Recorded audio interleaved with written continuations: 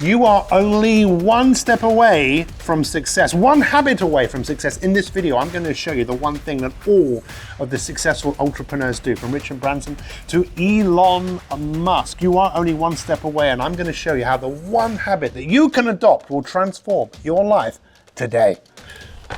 You are only one habit away from success. Over the next few moments, I am going to drop something so massive, it's going to make a huge difference to your life. So are you ready? I'm ready. Let's go. You're only one habit away from success. Well, first off, what is success? Well, you can go to the dictionary and you can read what it says. What it means is it's the achievement of a goal or an aim. That's what it is. But we are what the Greeks called teleological, telos. What does that mean?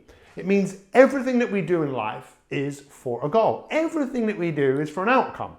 If you don't believe me, go to the toilet and stop halfway. I know you're thinking that's too much information, but you realize there is a need to finish what you have started. Unfortunately, most human beings don't finish what they start. Take a moment to think about how many times you've bought a book and not finished it. How many courses have you done? How many YouTube videos have you watched and stopped before the end?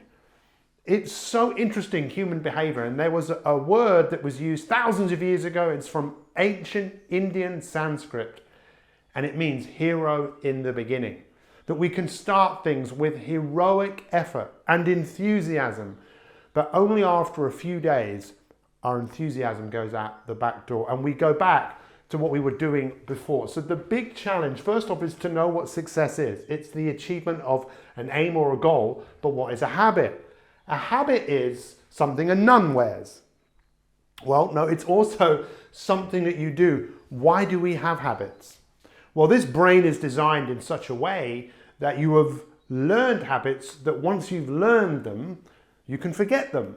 Now, it's not that you forget them, it's just that they happen automatically. So if I was to say, hey, hi, how are you?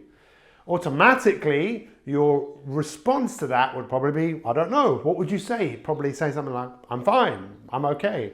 You could say, I'm fantastic, because ultimately, the habit that you want to move towards is the commitment to something. And this is my big challenge to you. The one habit that I ask you to really think about is being committed to not just your goals, being committed to who you want to become and developing something that is known as identity capital. Look, I don't know if you've ever had therapy in your life or counseling, but one of the things that will often happen is the therapist will ask you to think about your former self, your younger self, and maybe what your younger self needed during that time that was difficult and challenging. I've done this many times. I've had therapy myself where I've actually gone through that exercise. And I have thought about what my younger self needed at the time because, like many people, growing up was fairly traumatic and I lacked a lot of confidence. If I went back right now and saw my younger self, I'd say, hey, you're going to do just fine. You know what? Everything that you're going to experience in life is going to happen for you, not to you. It might be really difficult at the time, but I promise you, you'll get through it and you will be better for having gone through that experience. That's what I'd say to my younger self. But what about my future self? You see, what I find with so many people is they don't commit to a future self. They maybe have goals, but they don't commit to the person they could actually become. You see, I know that you have a future self. You have a future. How's your future looking? You could look into a crystal ball if you wanted to, but I don't know if it would actually show you your future. Those of you that have watched any of our YouTube videos, you've heard me say this. Your future is unwritten and you have the power to change. And where is that change?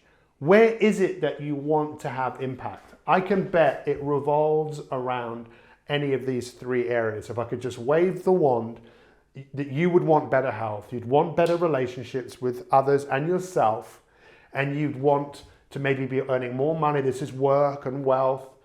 And the only way to really get it, no one can do it for you. The only way to really, really do this is to make your present. If you want to make your present better, make your future bigger. Make who you are going to become the most important thing in your life.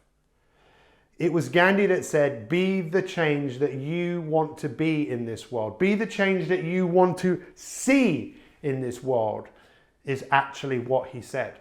To be able to see yourself being better at any of these different areas and building up identity in that, building up identity here.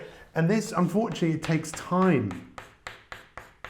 See, I reckon only 2% of people around the world would actually want to do this themselves. Everyone else wants someone to wave a magic wand and do it for them. And I have to tell you, newsflash, newsflash, newsflash, you can be in the 2% club. The 2% of people that achieve the life they want, they're the ones that identify with who they can become.